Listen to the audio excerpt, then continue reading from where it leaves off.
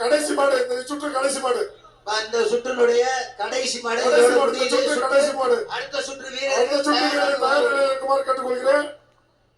அடுத்த சுற்று வீரர்கள் தயார் நிலையில் இருக்குமாறு கேட்டுக்கொள்கிறோம்.